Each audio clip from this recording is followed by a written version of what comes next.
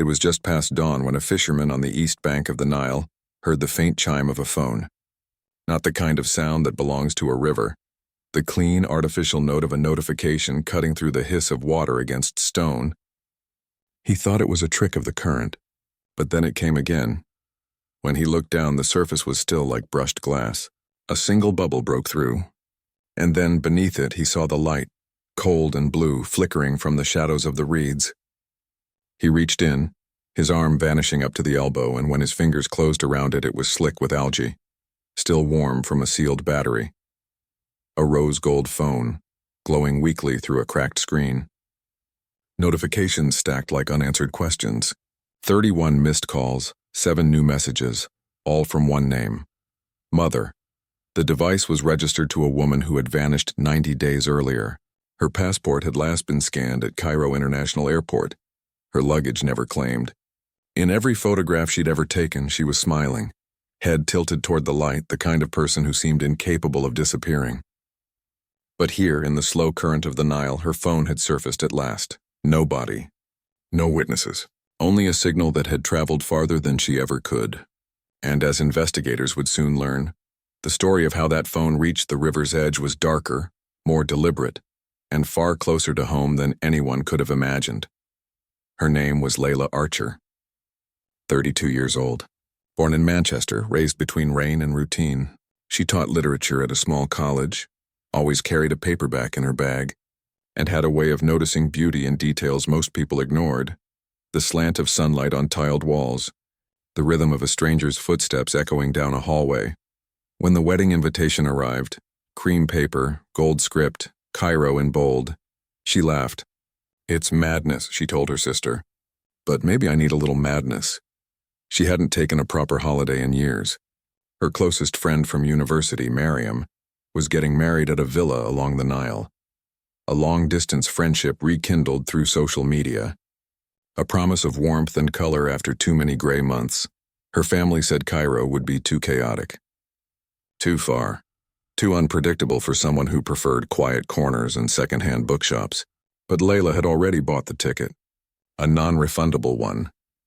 The week before she left, her students gifted her a notebook bound in red leather.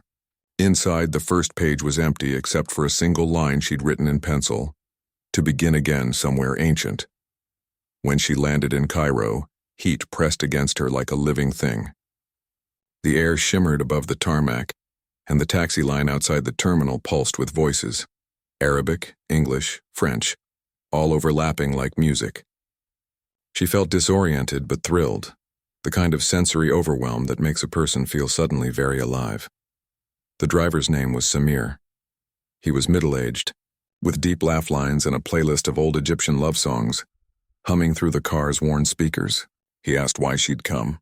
"A friend's wedding," she said. "Near the river." "Everything in Egypt is near the river," he smiled. "It's our memory, from the car window." The city unfolded like a living mural, mosques glowing in the late afternoon sun, laundry fluttering from balconies, children chasing a red ball through an alley too narrow for light to reach. Layla pressed her palm against the glass, tracing the shapes as they passed. Her hotel stood at the edge of Garden City, a quiet district of colonial buildings and embassies. The lobby smelled of citrus and dust. A bellboy offered sweet mint tea while checking her passport. The room overlooked the Nile. She unpacked slowly, placing the red notebook on the bedside table beside her phone. That night, she texted her mother, "Safe, city's beautiful. Everything feels old and awake." 3 days before the wedding, she met Karim. He was Miriam's cousin. A civil engineer with gentle manners and the kind of self-assurance that comes from knowing where you belong. Layla noticed how easily he moved through every space, greeting staff by name, translating when she stumbled through a phrase. He was helpful but not intrusive. She liked that. Over dinner, the group sat on a rooftop terrace overlooking Cairo's skyline. The call to prayer rolled across the rooftops, 5 different voices blending in the humid air. Karim leaned toward her, speaking softly so she could hear. "They say if you follow the sound, it will always lead you home." She smiled, unsure how to answer. Later, when the others left, they lingered a little longer by the railing. Below, the Nile reflected the city's lights, gold broken into 1,000 trembling lines. He pointed toward the far bank. My office is near there. I build things that last. She didn't know then that he would become the center of the story. The name repeated in police interviews, on message boards, whispered in hotel corridors long after she was gone. Layla attended the wedding in a lavender dress she'd bought the day before. The villa stood just outside Cairo, wrapped in gardens perfumed with jasmine. Guests arrived laughing, sweating through linen. The bride glowed, a crown of white flowers trembling in her hair. There's a photograph from that day that later appeared on every news broadcast. Layla on the terrace, holding a glass of water, eyes closed against the sunlight. In the background, Kareem's gaze lingers on her, unfocused, as if he's already thinking of something else. After the ceremony, there were fireworks over the river. She wrote in her notebook later that night, "The Nile looks endless until you realize it's moving, always moving. Nothing here stays still long enough to know what it is." She extended her stay. That decision, small, impulsive, became the first hinge of everything that followed. Her return ticket was for Monday. She changed it to Friday, then again to the next week. Miriam teased her, "You've fallen in love with the city or with someone in it?" Layla laughed but didn't answer. She spent her days wandering through markets, her nights having coffee with Kareem and his friends. They talked about architecture, poetry, and the strange loneliness of people who cross oceans to feel seen. She told her sister she might write a travel piece. "There's something magnetic about this place," she said on the phone. "It feels like history breathes through the walls." But in her last recorded message, saved in her phone's voice notes, her tone had changed. The warmth had thinned. She said, "I think I've seen something I shouldn't have, or maybe I've misunderstood. Either way, I can't shake the feeling I'm being watched." That message was time-stamped May 19th, 10:42 p.m. 2 days later, her hotel room was found empty. The red notebook was gone, so was her passport. Only her suitcase remained, neatly packed by hands that didn't seem rushed. When the hotel manager knocked that morning, he assumed she'd overslept. She'd left the Do Not Disturb sign on the door. Housekeeping had been waiting for hours, but inside the bed was perfectly made. A glass of water sat on the nightstand half full, the surface undisturbed. The only sound came from her phone charger swinging slightly in the air conditioning draft, plugged in, but no phone attached. That detail stayed with investigators, the way everything looked paused, not abandoned. As if she had simply stepped out and expected to return. By the time Miriam reported her missing, Layla had been gone 36 hours. Police opened a file but treated it as voluntary disappearance. Tourists, they said, often extend trips without notice. The embassy noted her case but didn't escalate. Kareem told authorities they'd last spoken 2 nights earlier after dinner. He said she'd been restless, asking questions about local business deals, saying she might visit Luxor. He assumed she'd already left. But the CCTV footage told another story. At 11:03 p.m. on the night of May 19th, a woman matching Layla's description exited the hotel through a side entrance. She was alone, wearing a beige coat despite the heat, carrying only her phone and a small purse. She turned right toward the Corniche, the road that runs along the Nile. The footage ended there. In the months that followed, Cairo became a maze of unanswered leads. Reports surfaced of a foreign woman seen near the ferry docks, another of a body pulled from irrigation canals south of the city, never confirmed. Her mother flew in, pale with exhaustion, clutching a folder of photos. She posted missing person flyers in English and Arabic, her voice breaking as she repeated her daughter's name to strangers. Layla. Layla Archer. Kareem accompanied her to the police station twice, each time leaving before reporters could speak to him. "He's helping," Miriam insisted. "He's family."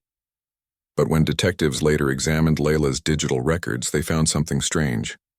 In the week before she vanished, she had transferred the equivalent of £5,000 to an Egyptian bank account under Kareem's full name. When questioned, he claimed it was repayment for travel expenses. There was no receipt. Layla's red notebook was never recovered. But a photocopy of one page found in the drawer of her hotel desk survived. It read, "There are 2 Cairos, one that tourists see, and another that never forgives." Her mother stayed for 6 weeks. Every day she walked along the Corniche, looking at the water as if the river might return her child. Locals learned to recognize her. Taxi drivers offered free rides. Shopkeepers left water bottles by her bench, but by the end of the second month she had no more leads to follow. Her visa expired. She flew home carrying only Layla's phone bill, a few receipts, and a photograph of her daughter smiling in sunlight she no longer trusted. The night of May 19th began like any other in Cairo, humid, electric, and awake long past reason. The kind of night that hums beneath the skin. For Layla, it started at a cafe near the Zamalek Bridge, a quiet place where the air smelled faintly of roasted coffee and river wind. She'd met Karim there at 8. The waiter remembered because she'd paid in pounds, not card, and left a small sketch of the bridge on a napkin. A souvenir of calm, maybe. They sat outside. He ordered sweet tea, she ordered espresso. The conversation seemed easy until the waiter noticed the shift. His voice lowered, her eyes turned away. He said they looked like two people speaking through glass, close but no longer connected. That was the last confirmed sighting of them together. At 9:17 p.m., her phone pinged a location near the same cafe. Then again at 9:45 further south, moving along the Corniche. The signal paused for nearly an hour near a small petrol station, before vanishing completely. Investigators would later reconstruct those final movements through fragments, receipts, security cameras, and what little data her phone managed to preserve before silence. She left the cafe alone. CCTV caught her walking toward the bridge, wind tugging her hair, coat flaring behind her like a small sail. She paused at the railing, looking down at the black water. Her reflection stretched thin under the orange streetlights. In her bag, a taxi receipt timestamped 9:54 showed she'd requested a ride to her hotel. The car never arrived. The driver canceled after waiting 3 minutes. At 10:02, another phone, a burner device later traced to Karim's office, received a text. "We need to talk. Tonight." No response. 10 minutes later, Layla's phone connected briefly to a Wi-Fi network registered under a private dockyard property. Unlisted, restricted access. Then it went dark. When police eventually found the dock, it was empty except for 2 moored boats and the remains of an old wooden jetty. Locals said it belonged to an engineering firm that managed private ferry maintenance, Karim's firm. They also said security cameras had been under repair that month. At 11:03 p.m., as confirmed in Chapter 1, she appeared on the side exit of her hotel. She wasn't running. She wasn't smiling. She was walking like someone following a plan she didn't fully trust. The beige coat, the small purse, the faint reflection of headlights passing by. These became the final frames of her life as anyone knew it. For weeks, police assumed she'd taken a late taxi, maybe crossed the river, maybe boarded a bus toward Luxor. But none of the transport logs matched her passport number. None of the ferries listed her name, and yet her phone, silent since 10:14 that night, would later resurface from the river less than a kilometer from where that first Wi-Fi signal had vanished. There's a witness, though he didn't realize it until months later. A guard working at the riverside compound across from the dock remembered hearing raised voices around midnight. A man and a woman. The woman's accent, he said, was not Egyptian. She said, "I trusted you, that's what I heard." And then there was a splash. He assumed it was kids swimming. Only when the news broke about the missing Englishwoman did he tell his story. Police took his statement, but without physical evidence it became another ghost note in a symphony of almosts. The next morning, Karim attended a meeting at his firm's downtown office at 9 a.m. sharp. He was seen greeting clients, drinking coffee, answering calls. No sign of injury, no sign of panic. But on his security badge logs, investigators later noticed something odd. He had entered the building at 7:12 a.m., nearly 2 hours before the front doors officially opened. He told them he liked quiet mornings. Forensics found no trace of Layla in his car, apartment, or office, but they did find faint water residue in the trunk, a shallow pool that had evaporated by the time police photographed it. In the following days, her phone's digital trail told its own haunting story. Between May 20th and May 23rd, her WhatsApp account showed as online twice, each time for less than a minute. Investigators believed someone had turned it on briefly, then switched it off before syncing messages. Her mother texted during one of those windows, "Please, just say you're safe." The message was marked, "Seen." No reply. When they eventually recovered the device from the river, it had been disabled manually, not water-damaged first. Whoever placed it there had powered it down. That detail changed everything.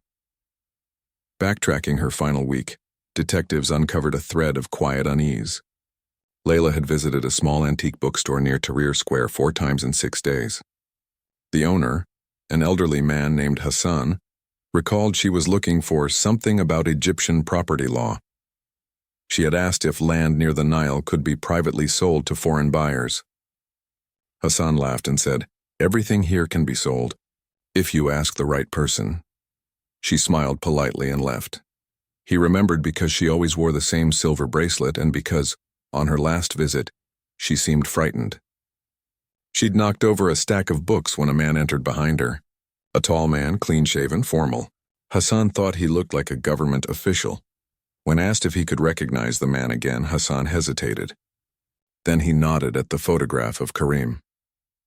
By the end of May, rumors had begun spreading through expatriate groups online. Missing British teacher, possible involvement with local businessman. Blogs picked up fragments. Tabloids spun their own versions. Some said she'd joined a secret archaeological dig.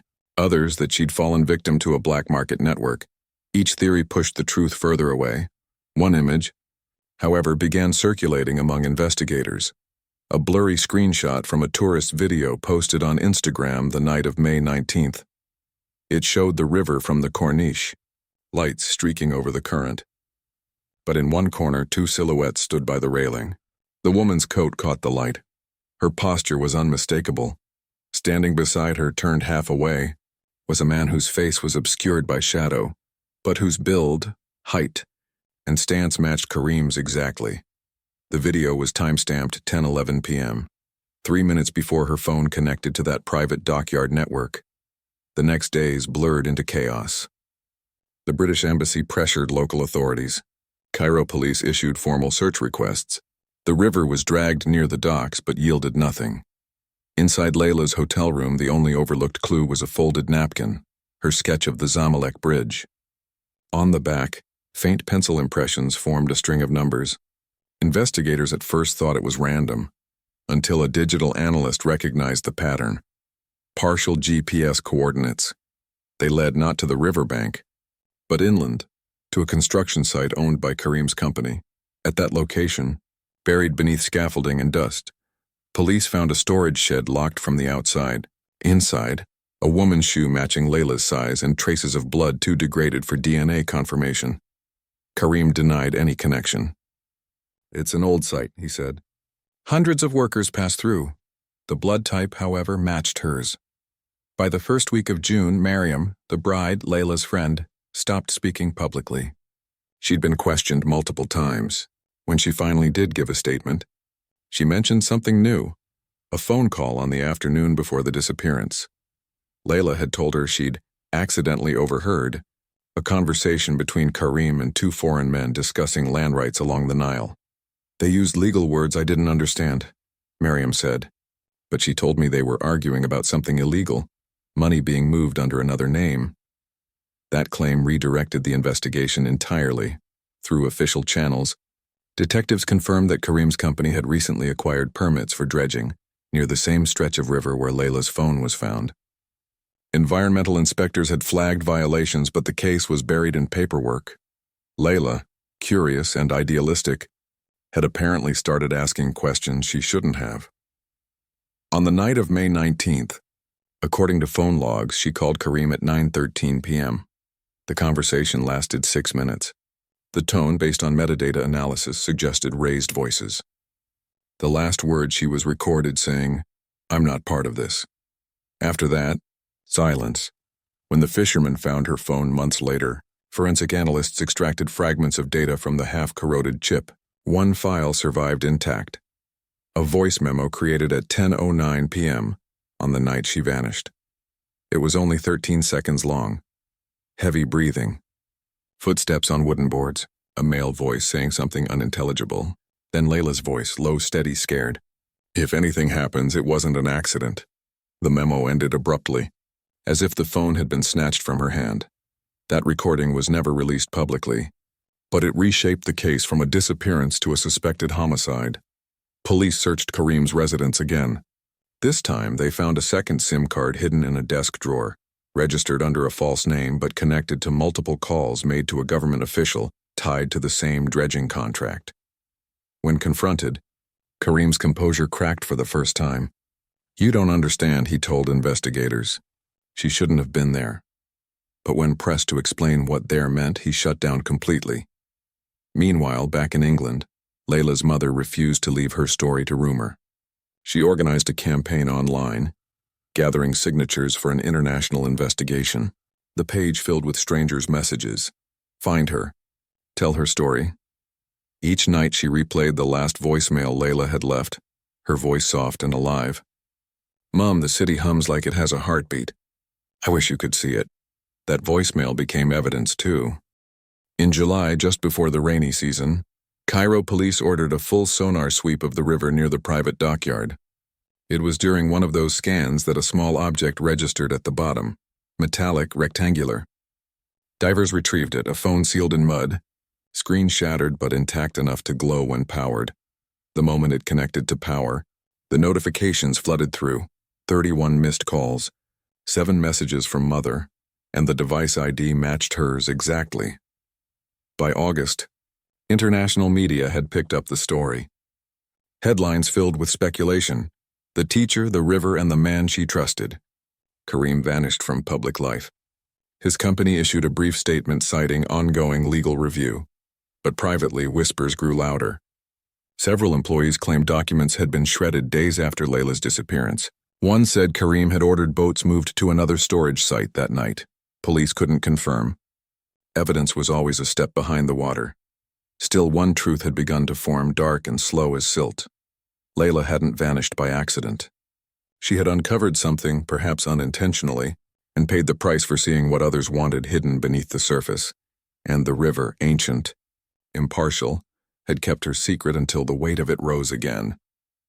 By the end of Chapter 2, every timeline pointed back to one place, the private dockyard. The Wi-Fi signal, the phone, sealed and waiting.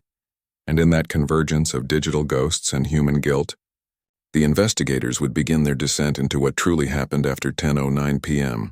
A descent that would take them from the surface of the Nile into the quiet corridors of Cairo's underworld, where business, politics, and betrayal became indistinguishable from survival. The night she disappeared was not a single moment. It was a web tightening in silence, and it had only begun to pull. The investigation began in fragments, half-truths scattered across continents.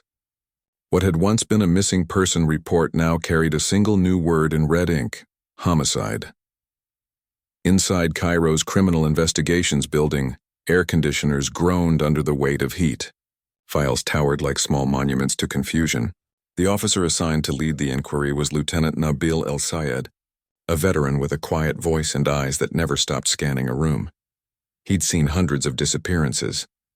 Tourists who wandered too far, lovers who changed their minds, debts that swallowed the careless. But there was something about Layla's case that unsettled him. Maybe it was her photograph, smiling, head tilted, a teacher's kindness still visible in her posture. Or maybe it was the phone, that unnatural light rising from the Nile like a ghost refusing to drown. Nabil reopened every file. He started not with the rumors, but with silence, with the things that didn't happen. No passport use, no bank withdrawals, no flight records. She hadn't left the country. Somewhere in Cairo, she had stopped moving. He met Layla's mother in early September at the embassy. She sat straight-backed, exhaustion wrapped around her like a second skin. In her lap, she held Layla's red leather notebook, the one that had supposedly vanished. "I found it," she said. "A maid brought it to the airport. Said she discovered it wedged behind the dresser weeks after the search." The pages were swollen from humidity. Half the writing was smudged. But one page stood out. "If you start to see the pattern, don't tell anyone. Pretend you don't." Nabil felt a small, involuntary chill. He asked permission to keep the book. She hesitated, then nodded. "Bring her home," she said. The notebook revealed a trail of obsession. Layla had drawn maps, circles around sections of the Nile, arrows connecting names of companies, dates written like equations. One name appeared repeatedly: Nile Urban Development Group, Kareem's employer. The entries were meticulous. She had documented overheard conversations, project codes, and a line that made no immediate sense. Land bought by the river is never just land.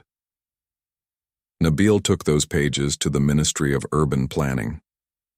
He learned that the group had secured several large contracts to reinforce riverbanks, but only one had been flagged for violations, a site west of the city, officially listed as a stabilization project. Unofficially, it was a cover for illegal dredging, stripping silt and selling it for profit while falsifying environmental reports. It wasn't new. It was simply ignored. Until Layla. To understand why she'd become involved, Nabil retraced her days. Hotel cameras, cafes, receipts. The rhythm of her last week unfolded like film grain. Fine, intimate, doomed.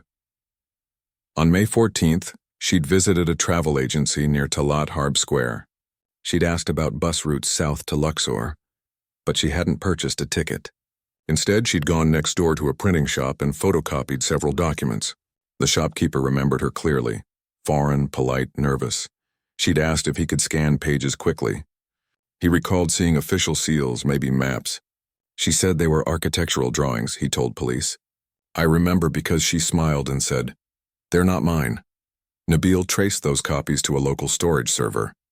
When the data was recovered, it contained partial blueprints of the private dockyard, Karim's dock. Her curiosity had become evidence. Meanwhile, Karim had vanished from Cairo. His apartment emptied overnight. Neighbors said men in suits had come to collect boxes. His car was left abandoned in an underground garage. Interpol issued a red notice at the embassy's request. But within Egypt, disappearance often meant protection. Friends in higher offices, favors traded quietly.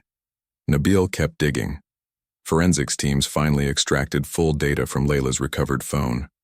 Within its encrypted cache, they found several deleted messages between her and Karim. The earliest dated 2 weeks before she vanished. Layla, you said it was temporary, that it would be fixed. Karim, it's complicated. Please don't involve yourself. Layla, then tell me the truth. Karim, truth doesn't help anyone here. Later messages grew colder.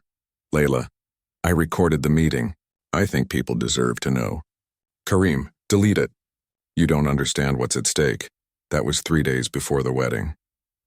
Nabil listened to the recovered 13-second voice memo again and again. The tone of fear in her breath was unmistakable. But more than fear, there was awareness. She knew she was being hunted. For him, this wasn't just a case. It was a confession waiting to be heard. The investigation expanded into Karim's network. 2 names emerged from his contact lists. Mahmoud Fatih, a logistics officer, and Omar Dawood, a security consultant. Both men had disappeared shortly after Layla did. When police finally located Mahmoud, he was working under an alias in Alexandria. Faced with evidence, he broke. His statement would become the spine of the entire case. He said Karim had been pressured by investors to silence Layla after discovering she'd recorded one of their meetings. The plan wasn't murder, he insisted. They just wanted to scare her. Take the phone. Delete everything. But something went wrong at the dock. She fought back, fell. Karim panicked, Mahmoud said. He tried to pull her out, but the current was too strong. He paused before adding. Then he called someone. Told them to handle it. The call logs confirmed it. A 4-minute call from Karim's phone at 12:14 a.m., May 20th, to a government number later traced to the Ministry of Water Resources. That number belonged to a director named Hafez El-Gindi, known for his role in approving environmental permits. He denied everything, claimed Karim was a family friend, but the more Nabil pushed, the clearer the structure became. A chain of silence connecting private money and public power. Layla had stumbled right into it. As media attention grew, so did the pressure. The British press branded it the Nile Bride mystery. Reporters flooded Cairo demanding transparency. Nabil hated the headlines. They turned Layla into spectacle. Stripped of quiet humanity, he kept her red notebook on his desk, a reminder that behind every theory was a person who had once just wanted to see beauty. Then came the break. Forensics cross-referenced the soil from Karim's car trunk with river sediment samples. The match was exact. Same mineral density, same trace contaminants. But there was more. Fragments of red leather fiber. Layla's notebook cover. That discovery changed everything. The prosecutor signed a new warrant. Interpol flagged Karim's passport. Within days, he was found crossing into Jordan by car. Egyptian authorities arrested him quietly before dawn. Under questioning, Karim refused to admit guilt. His version was careful, rehearsed. "She slipped," he said. "I tried to help. I was scared. I didn't call the police because no one would believe me." He insisted he'd thrown the phone into the river in panic. When asked why the device had been powered down first, he said, "I didn't want it ringing anymore." His voice broke on that sentence, not from remorse, but fatigue. Still, Nabil saw cracks in the story. Karim described events leading up to the confrontation. Layla threatening to go public with the recordings, calling him corrupt, accusing him of using the river as a dump for profit. She wasn't wrong, he said, but it wasn't mine to fix.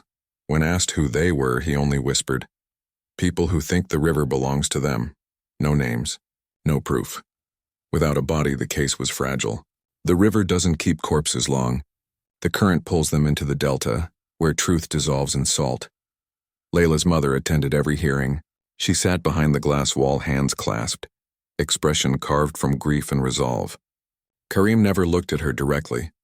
During recess, she approached Nabil and asked, "Do you believe he killed her?" He answered honestly, "I believe he let the river do it for him." Weeks turned into months.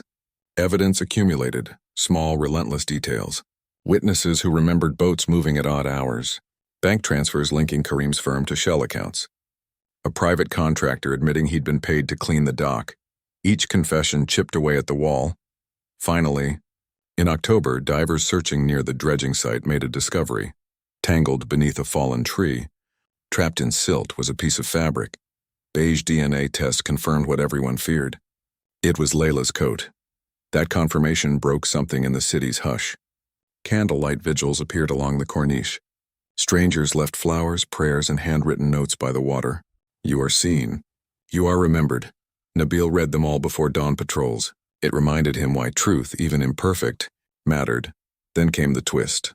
One final contradiction that reopened every wound. Digital analysts uncovered an encrypted file from Layla's recovered phone. One the earlier team had missed. It contained a short video, recorded 2 days before she vanished. The footage showed Karim and two men loading boxes into a van at the dock. In the background, a government sign read, "Restricted Access, Nile Maintenance Division." Layla's voice whispered faintly, "They said no one comes here at night." They lied. The video ended abruptly as headlights turned toward her. It was evidence she had been there before May 19th, that she had known the risk and gone back anyway. When confronted with the video, Karim finally spoke the words Nabil had been waiting for. "She wanted proof," he said quietly. "I told her to stay away, but she followed me. She thought she could fix it. She didn't understand. This place eats people who believe in truth." Tears welled, but not enough to wash away the stain of what he'd done. The court charged him with manslaughter and obstruction of justice. But for Layla's mother, the sentence, 8 years, felt like a whisper against the roar of loss. Outside the courthouse, she said softly to reporters, "The Nile kept her secret. Now it keeps her peace." But Nabil knew it wasn't peace. Not yet. There was still one unanswered thread. The call Karim made after Layla's fall. The man on the other end, the one who told him to stay silent, remained free. In the final pages of Layla's notebook, written in her small looping hand, was a single unfinished sentence. "The river doesn't take." It keeps. Nabil underlined it twice. For him, it wasn't closure. It was a promise, because in Egypt the Nile never forgets. It only waits for someone to listen. Rain had come early to Cairo that year. Thin, reluctant drops streaked the courthouse windows, turning the city's dust into mirrored veins. Lieutenant Nabil watched them from his car, the windshield wipers moving with slow resignation. Karim's trial was over. The reporters had gone. Yet he couldn't shake the unease that something beneath the surface still pulsed, unfinished, waiting, because one detail refused to fit. The phone. For months, Nabil replayed the sequence in his mind. If Karim had thrown it into the river that night, why had it surfaced 3 months later, still intact, still powered down like a secret kept deliberately? And why had the SIM card, when examined again, revealed a second, hidden partition, an encrypted message sent after Karim's arrest? That message changed everything. It was discovered by a cyber forensic student in London assisting the British Embassy. The file had been labeled Draft 12, created 5 days after the phone's recorded date of death. The sender ID was blank, but its metadata contained coordinates exactly where the phone had been found by the fisherman. The message was short. 12 words, "They think she's gone." But she recorded more than they realize. At first, everyone assumed it was corrupted code, a data anomaly. But when technicians examined the recovered chip, they discovered traces of another memory drive. The phone had been modified, a hidden secondary storage, soldered beneath the main board. Someone had tampered with it after it entered police custody. That revelation detonated like a quiet bomb. Nabil requested access to the chain of custody logs. Only 3 people had handled the device after recovery: himself, the forensic analyst, and an embassy liaison named Daniel Reeves. Reeves had arrived from London to facilitate international cooperation. Charming, efficient, with that precise politeness of a man trained to seem transparent. He'd vanished 2 weeks after the trial ended. Flight records showed he'd left for Cyprus. Interpol flagged the movement as routine. Nabil didn't believe in coincidences anymore. He reopened the evidence vault. Inside the plastic tray sat the rose gold phone, cleaned, labeled, lifeless. Its cracked screen still faintly mirrored the fluorescent light. He powered it up. The same faint glow, the same list of missed calls. But now beneath them a new folder appeared. Archive 7. Inside were 6 short videos, all time-stamped May 17th, 2 days before Layla vanished. The first video showed Layla in her hotel room, speaking softly to the camera. Her expression was calm, but her eyes flicked toward the door as if expecting interruption. "If you're seeing this, I didn't make it home. I know what they're doing at the docks. It's not just dredging. They're dumping chemicals into the river, poisoning the water. Karim says he can fix it from inside, but he's lying. He's scared too." The second video was darker, filmed outside at night, the camera shaking as she hid behind a rusted barrel. Distant voices echoed, men shouting, an engine idling.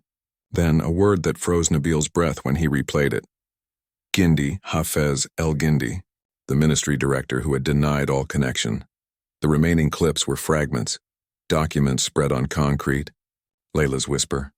"They're selling the water rights to foreign investors. It's all a cover." And then a sudden light, footsteps running toward her. The final clip ended in static. The truth came clear in pieces, like bones surfacing through sand. Layla hadn't simply stumbled upon corruption. She had uncovered an international scheme, the illegal privatization of Nile water rights, hidden within environmental contracts. The docks weren't construction zones. They were offloading points for toxic waste brought in by foreign shipping firms who paid officials to falsify permits.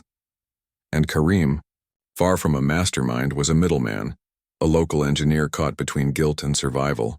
She had recorded everything, and someone else knew it. Nabil took the evidence to the prosecutor, but within days his request for reopening the case was denied. Insufficient verification, they said. Tampered evidence. Then one night his car was followed. He noticed the same gray sedan 3 times, once near his home, again outside the precinct, and finally parked across from his mother's apartment. He understood the message. Still, he copied the files. He mailed one USB drive to the British Embassy, another to a friend at an independent newspaper. Truth, once divided, is harder to erase.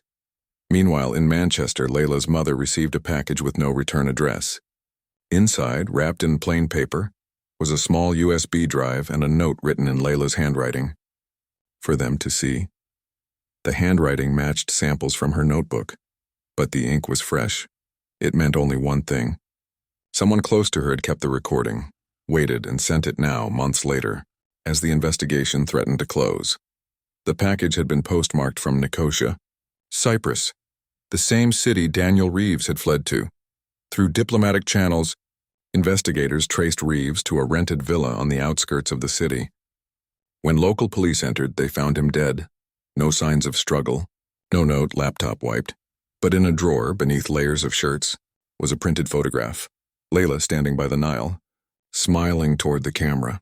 On the back, One word written in pen: forgive.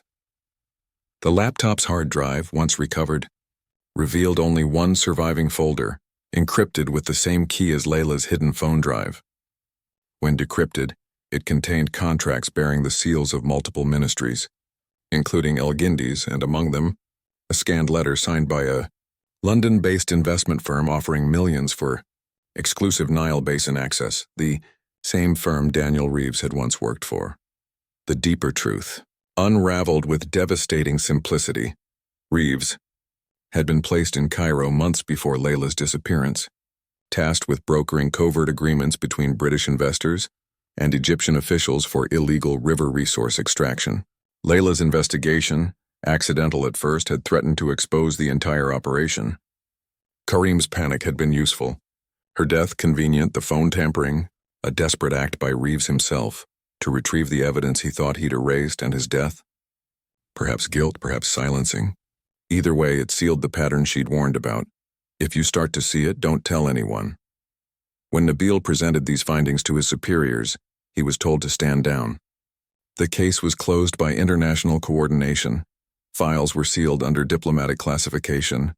He refused. That night he drove alone to the Corniche where Layla had last been seen. Rain shimmered on the asphalt, reflecting the city's bruised glow. He sat by the railing, the river moving darkly below. He opened her red notebook to the final page, the water-stained one where her handwriting trembled. The Nile doesn't forget. It waits. In London, the embassy quietly initiated an internal review. No public announcement.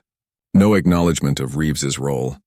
But leaks began surfacing through journalists who'd received copies of Nabil's anonymous USB drive. Headlines whispered what governments wouldn't. The Nile files, investors, officials, and the woman who knew too much. The footage of Layla's confession went viral within hours. Her voice, steady, fearful, alive, played across screens from Cairo to New York. Suddenly, the world saw her not as a victim but as a witness silenced for the sake of profit. The Egyptian government promised transparency. El Guindy resigned. Several mid-level officials were arrested, but no one truly powerful faced trial. For Nabil, justice felt diluted like the river itself, vast, moving, impossible to contain. Yet something irreversible had shifted. The silence was broken. Weeks later, he received an envelope without markings. Inside, a single Polaroid photograph. Layla's red notebook resting on a wooden desk beside a cup of mint tea. No note. No sender. Just the quiet suggestion that her story, her evidence, had found another custodian. That same night, Nabil returned to the riverbank where it had all begun. He watched fishermen cast nets under the low hum of bridge lights. The water moved like ink, concealing and revealing in equal measure. He thought of her final voice memo. The trembling breath. The quiet courage of a woman who chose to record rather than run. And for the first time, he said her name aloud to the dark, Layla. The sound drifted outward, carried by wind and current until it dissolved into the slow eternal pulse of the Nile. Somewhere, beneath that surface, truth still shimmered, unburied, patient, unbroken. The story did not end in the courtroom. It rarely does. When the verdict was read, 8 years for manslaughter, obstruction, and destruction of evidence, the room was silent except for the clicking of reporters' cameras. Karim stood motionless. He didn't argue, didn't plead. His eyes stayed fixed on the floor tiles where the patterns of dust seemed more interesting than the words that sealed his fate. Outside, the air was thick with heat and noise. Cairo went on as if nothing had happened, but in certain corners, embassies, ministries, cafes where whispers traveled faster than cars, the name Layla Archer lingered like a pulse that wouldn't quiet. For her mother, it began again each morning.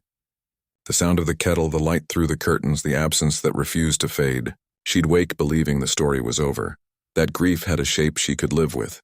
Then she'd hear a notification chime, the same tone Layla's phone had made, and the world would tilt again. After the trial, she returned to Cairo one last time. She said she needed to see the river.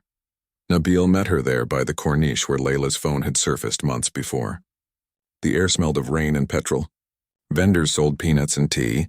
Boats drifted past in silence. She stood at the railing, her hands clasped tightly around the red notebook. She loved this view, Nabil said quietly. Her eyes didn't move from the water. It doesn't feel like it loved her back. He wanted to tell her something comforting, that the river wasn't to blame, that it only carried what people gave it. But he couldn't, not here. Not with the water gliding past, smooth and indifferent. Instead, he said, she made them listen. That's something no one can take. In the weeks that followed, the fallout widened. Environmental groups began to demand investigations into Nile water privatization. Small protests formed near the ministry buildings, students holding printed photos of Layla's face, her name painted across banners, "Truth doesn't drown." News outlets picked up the story. Documentaries aired, each with their own interpretation. Some romanticized her as an idealist martyr. Others painted her as reckless. But the real Layla, the woman who had written in her notebook about second chances and old sunlight, was lost in the noise. Still, something deeper had changed. An anonymous whistleblower inside the Ministry of Water sent Nabil a flash drive containing over 200 documents, contracts, bank transfers, shipping manifests. It confirmed everything Layla had recorded: waste dumping, land seizures, falsified environmental studies. Her death had cracked open a door. Others stepped through. By December, 3 high-ranking officials, including El Guindi, were indicted for corruption. The announcement made front-page news. But within days, the story faded again, buried beneath political speeches and football scores.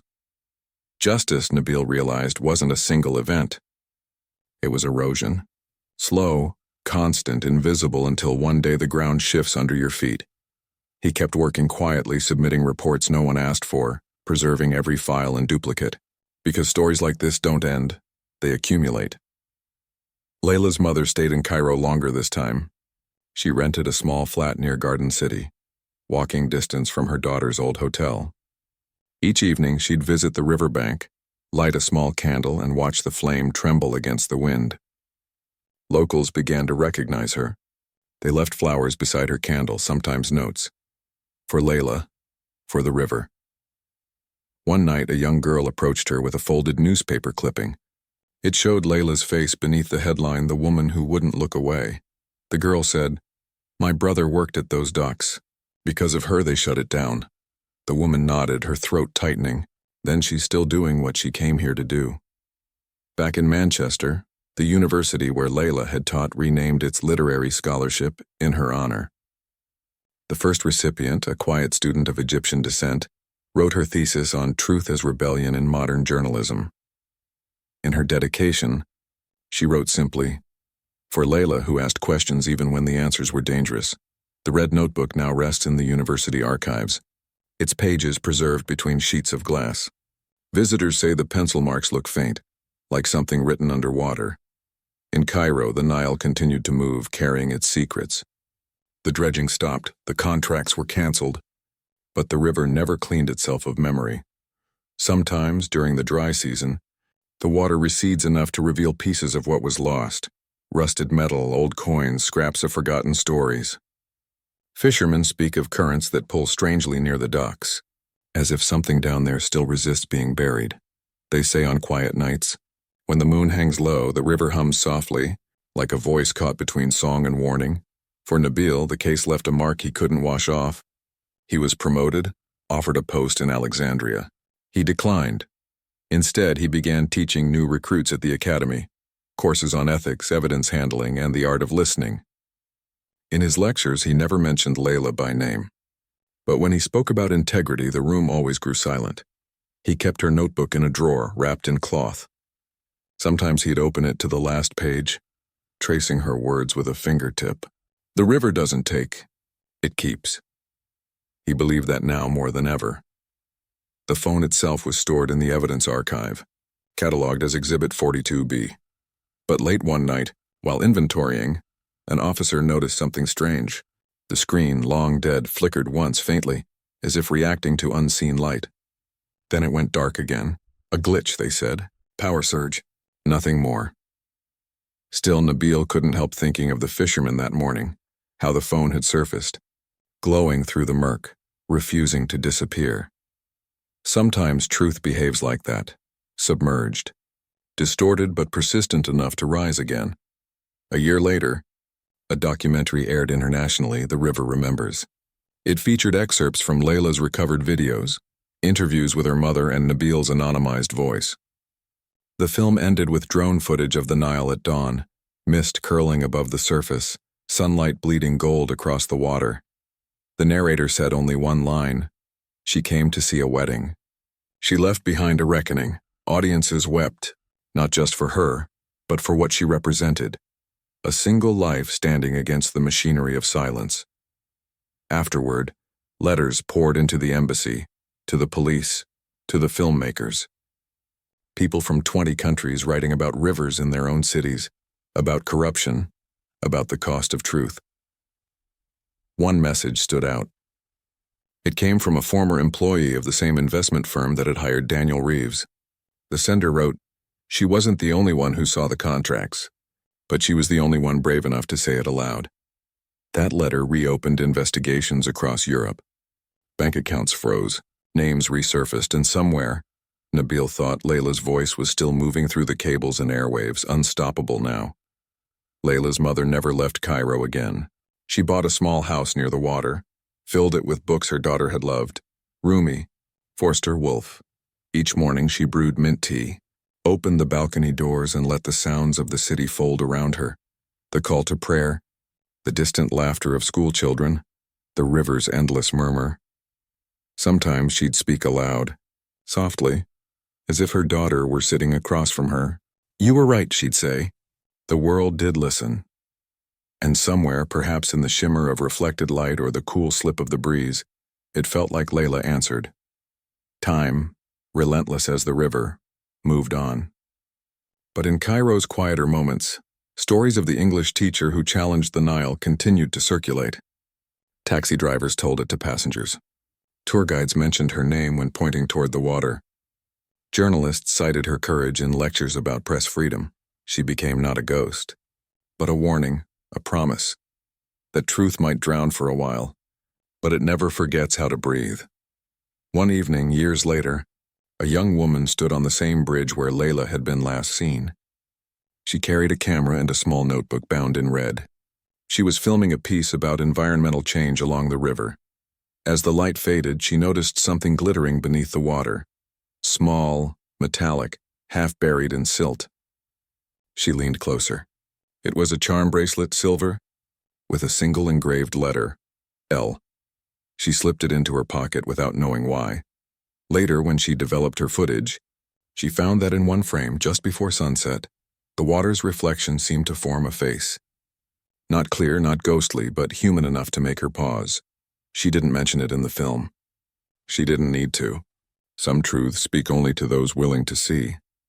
That night, Cairo slept under the pulse of neon and prayer. The river moved on, patient as memory. In the dark, the world held its breath just for a moment before the current took it forward again. Layla's story remained, not carved in stone or confined to case files, but carried in whispers, in pages, in light, because stories like hers don't end. They flow, they change shape, they return, and sometimes when the river is still enough, it's possible to imagine that somewhere beneath the surface, her phone still glows faintly, its cracked screen casting soft light upward, waiting for someone to notice.